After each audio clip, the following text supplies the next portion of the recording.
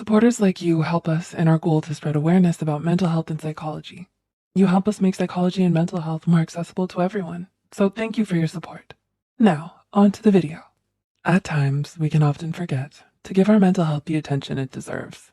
Some of our actions may be too mentally draining, such as holding on to toxic relationships or pushing ourselves too hard with school or work.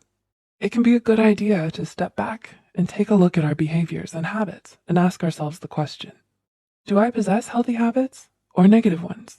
I'm sure we all have negative habits, but now it's time to start incorporating some mentally beneficial behaviors into our routines in hopes we can develop a new habit, a good one this time. Here are 10 healthy habits that boost your emotional well-being. Number 1, perfecting your posture. Did you know that having an upright posture is not only seen as generally more attractive, but has emotionally positive effects as well?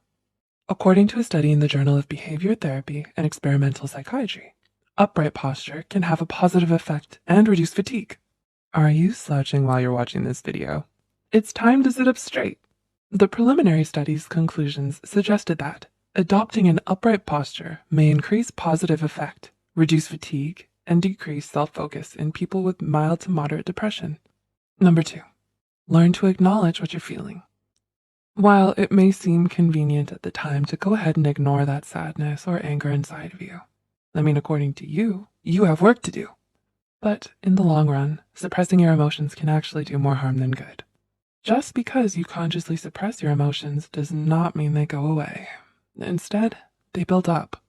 You should instead express emotions such as sadness, anger, or anxiety to someone you trust. Just imagine what could happen if you don't allow yourself to release an emotion like anger, and instead let it build up. Okay, so let's use anger for an example.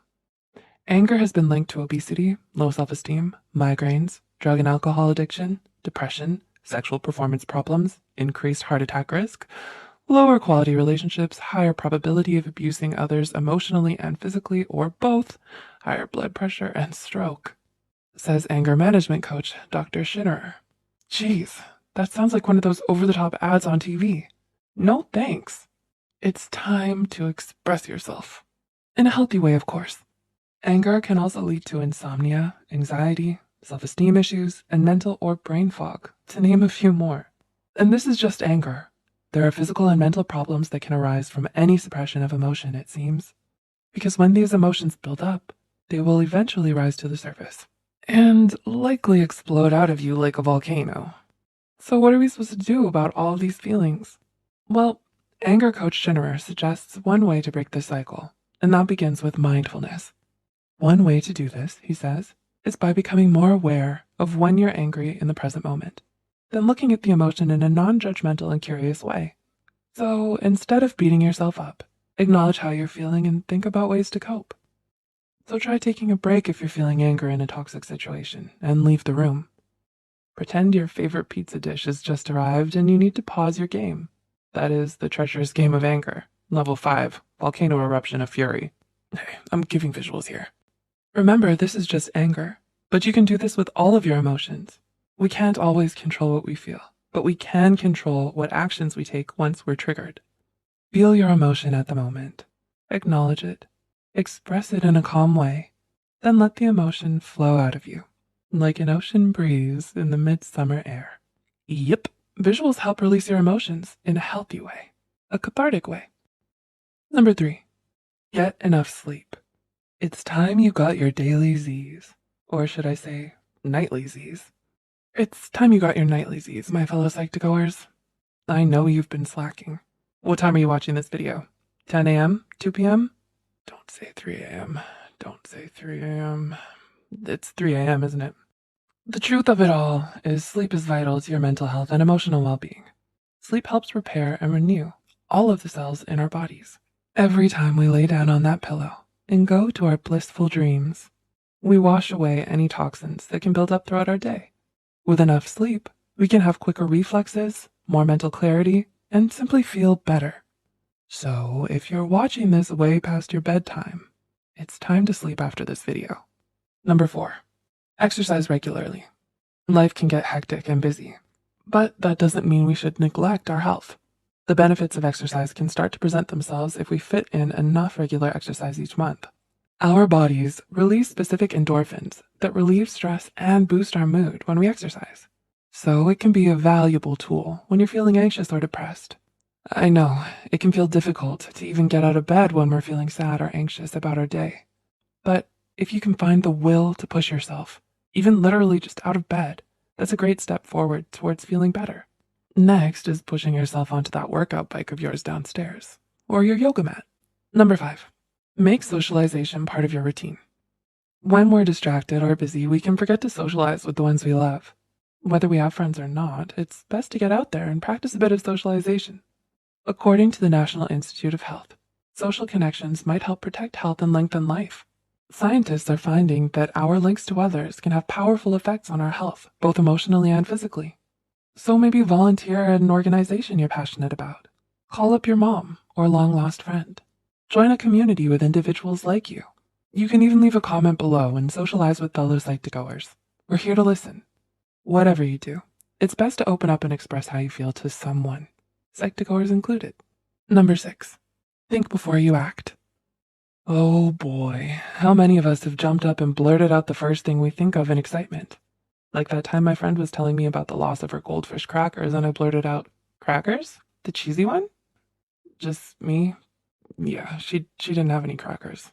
I mean, not the snack at least. Must not get them confused again. The thing is, we can act before we think.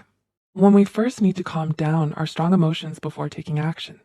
Sometimes before even processing a request or comment, we fill in the blank with what we think someone else means. In my case, I thought she said, "We got some goldfish crackers." But what she really said was, "The funeral preparations for my goldfish crackers has already begun." I get But often people can interpret something said with normalcy as something cruel intended, due to our own negative feelings. So it's best to think and process what's really being said before you act. Number 7, be present in the moment.